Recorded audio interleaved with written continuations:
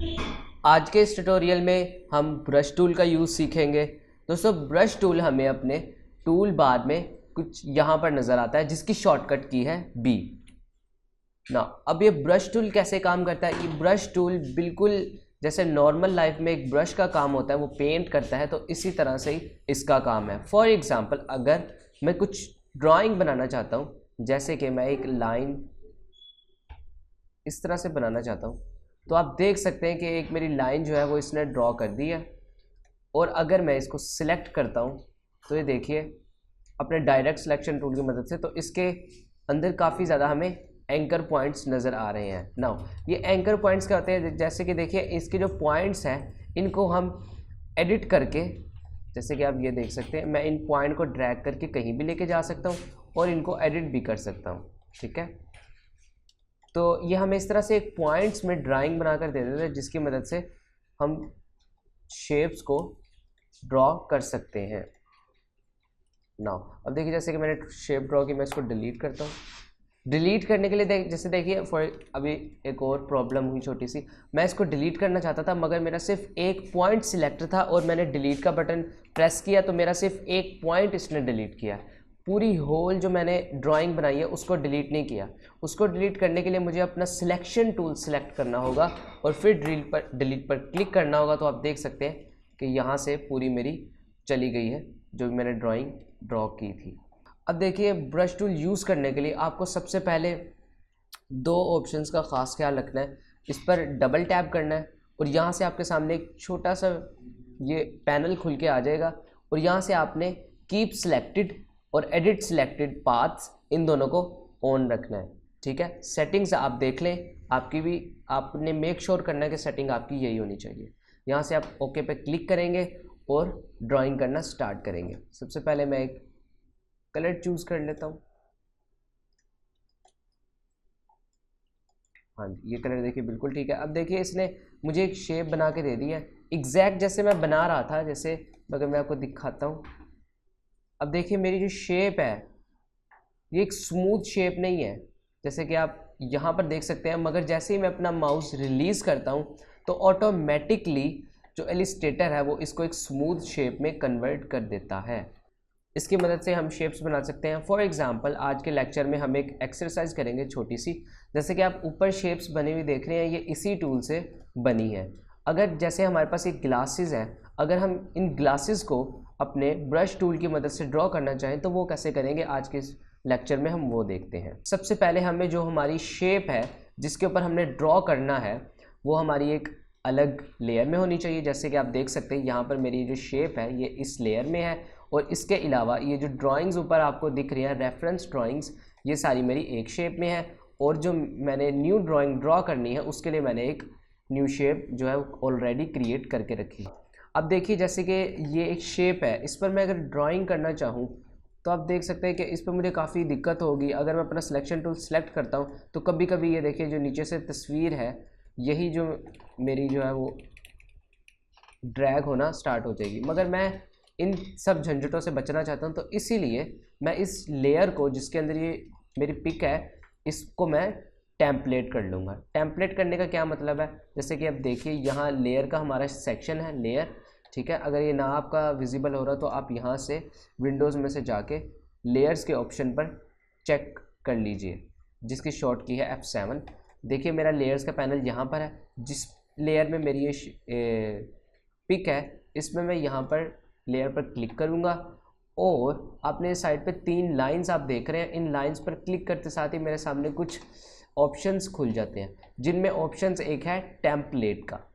जैसे ही मैं टेम्पलेट पर क्लिक करता हूँ तो आप देख सकते हैं कि मुझे ये जो शेप थी ये लॉक भी हो चुकी है ऑलरेडी और इसके साथ इसकी जो ब्राइटनेस है वो थोड़ी कम हो चुकी है, मतलब ये ट्रांसपेरेंट बन चुकी है।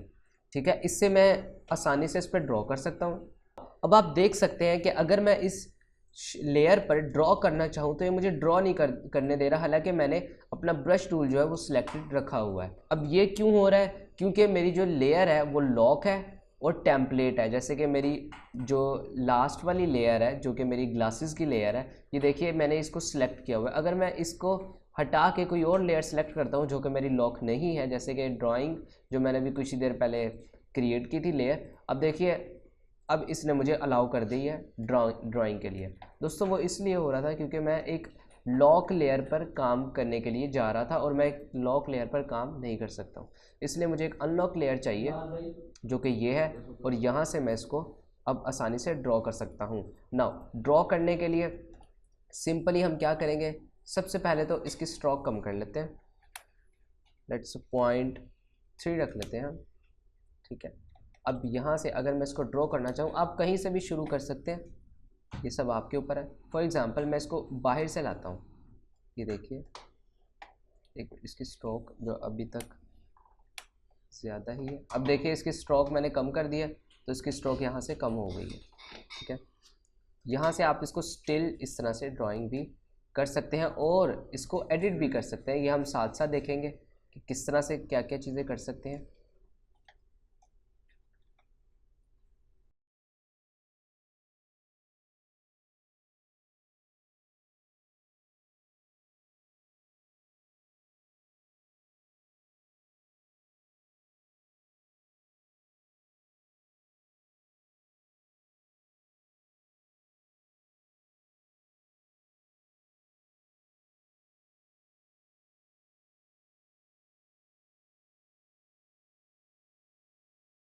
अब देख सकते हैं कि यहाँ पर हमारे ग्लासेस कंप्लीट हो चुके हैं, मगर इसमें यहाँ 3D लुक नहीं आ रही, तो इसको 3D लुक देने के लिए हमें एक और काम भी कर सकते हैं, जैसे कि देखिए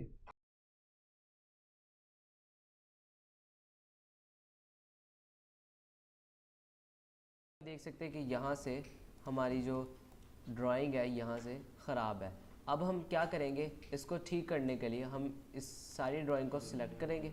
अब देखिए इसमें जो कुछ लाइंस हैं, जैसे फॉर एग्जांपल ये एक लाइन है, एक ये लाइन है, ये सिलेक्ट नहीं हो रही। इसकी वजह यह है कि हमने शुरू में जब हम अपनी ग्लासेस ड्रॉ कर रहे थे तो हमने इन दोनों लाइन्स को लॉक किया था, ठीक है, Ctrl+2 की मदद से, जिसको इन दोनों अब लाइंस को अनलॉक करने के लिए हमें Ctrl+Alt+2 प्रेस करना होगा, तो जिसकी मदद से हम इन दोनों को अनलॉक कर सकते हैं। अब हम इस सारे को सिलेक्ट करेंगे और अपने शेप बिल्डर टूल जिसकी शॉर्ट की है Shift+M, यहाँ से हम जो इजाफी चीज़ें हैं उनको रिमूव कर देंगे, ऑल्ट और ये इस तरह से।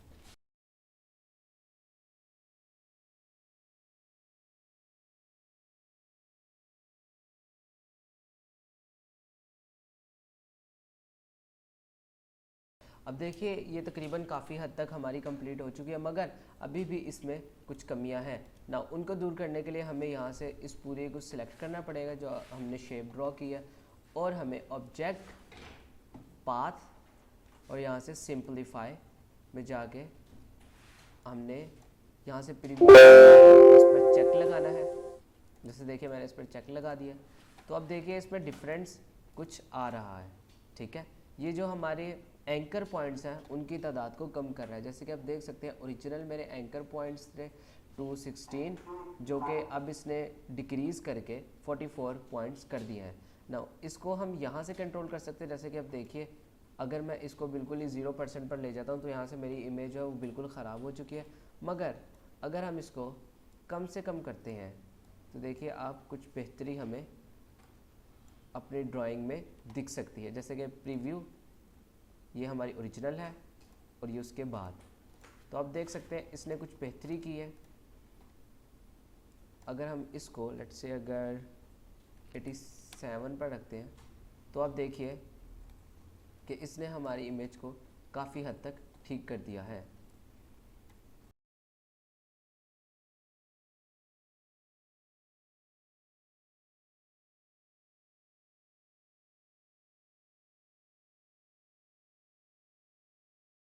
यहाँ पर आप जैसे कि देख सकते हैं ग्लासेस में हमारी कंप्लीट हो चुकी हैं।